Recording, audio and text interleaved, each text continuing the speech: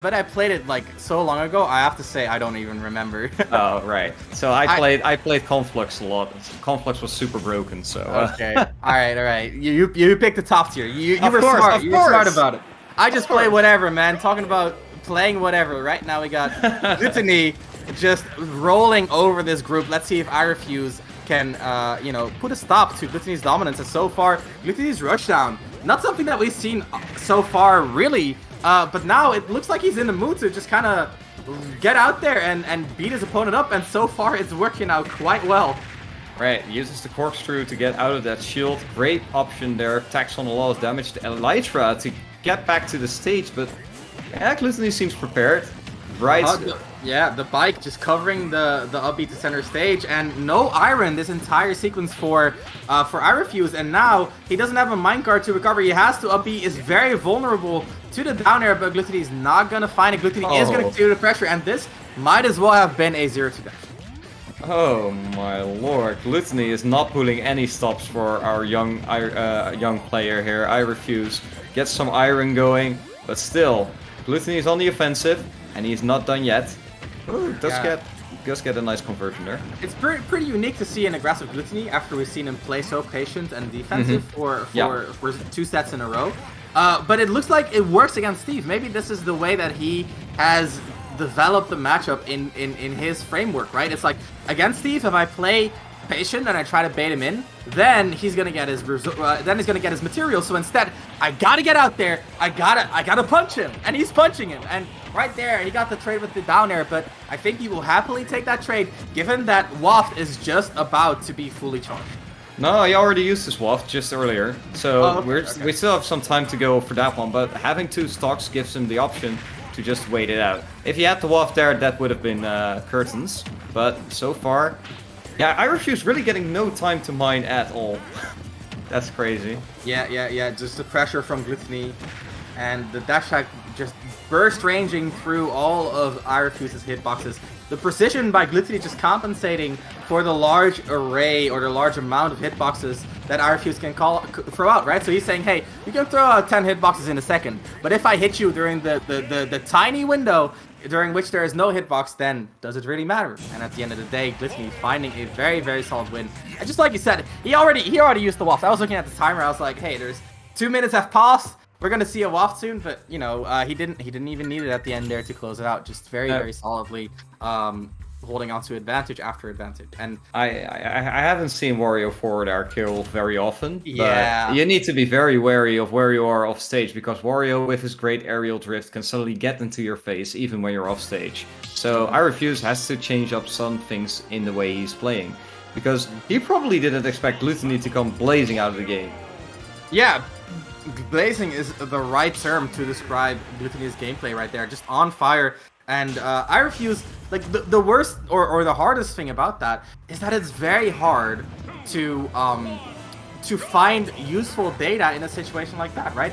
After Glutonny just kind of runs up and pressures you in so many different ways, what do you have to adjust?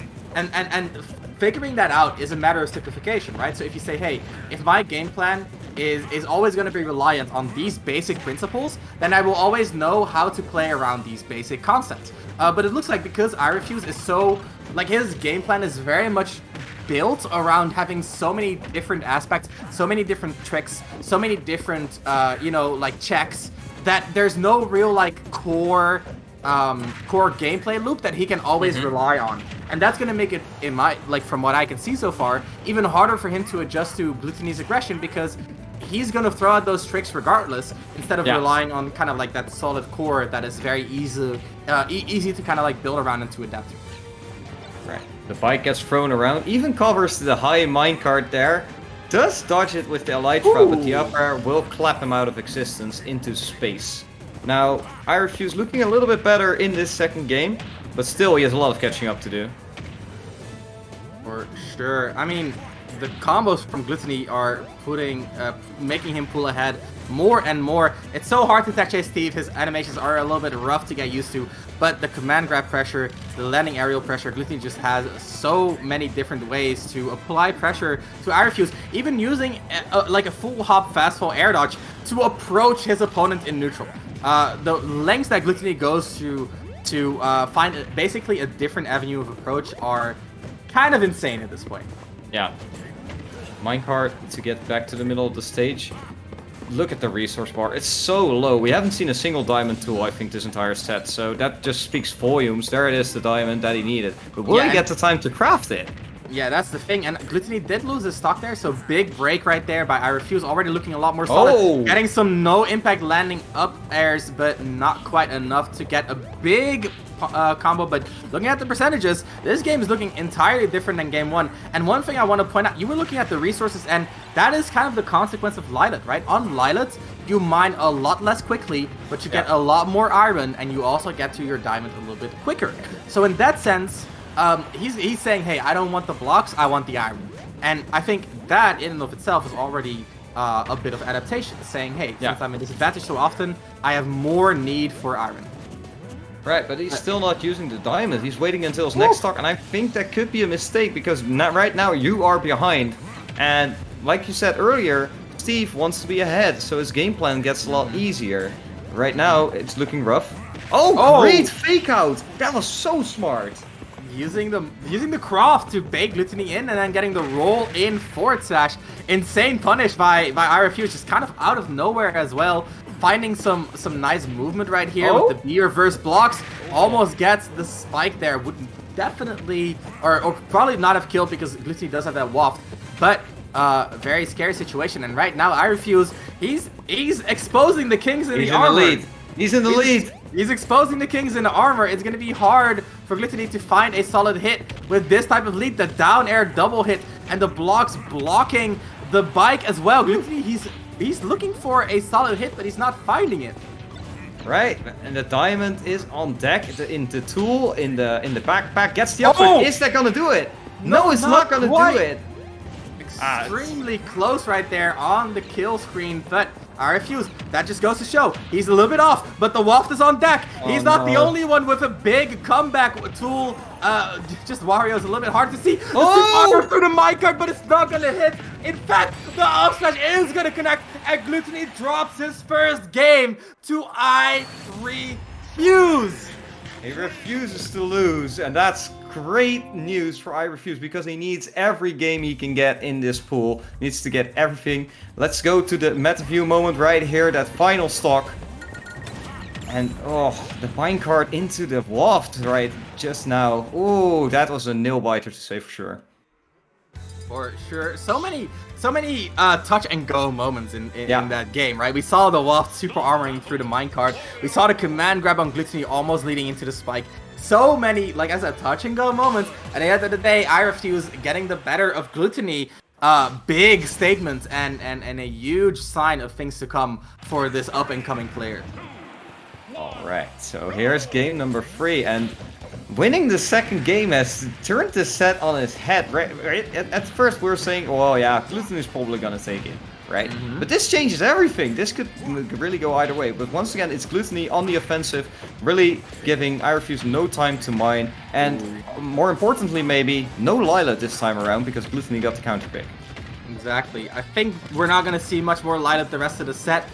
So far though, looking at the resources, we see a stunning lack of iron on iRefuse's side. Using the block to make his up be a little bit safer, very smart there, good situational awareness. Talking about awareness, Glutonny just punishing with the off smash out of shield. You don't see that often. And that is because you don't see Wario shielding often. Most of the time, Wario too busy kind of weaving in around using that airspeed. But now, finding that right opportunity to get the footstool. That was so smart. iRefuse, making it work, making it happen, and now what looked like a very rough game to come back from, like a whole stock almost unanswered. iRefuse just making the comeback happen, and Glutonny, he thought he was smart. He said, I'm gonna mash out late so that I don't get forward aired, and then he got footstool. iRefuse, I'm a fan. That was great awareness. Yeah, and then just like that, the game is back to even.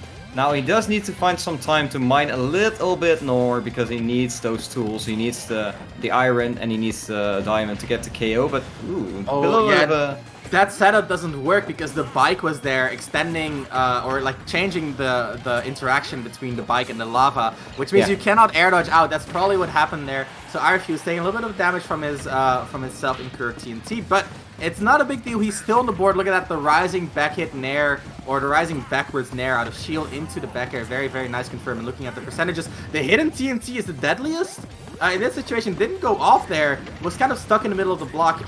No big deal again for iRefuse. Kind of throwing out these kill moves, seeing what sticks, and no tools right there is gonna get intercepted by Glutonny, saying, "Hey, pay attention. You know, you cannot just mine on the other side of the stage. Gotta keep in mind that big head can come through and ruin your day."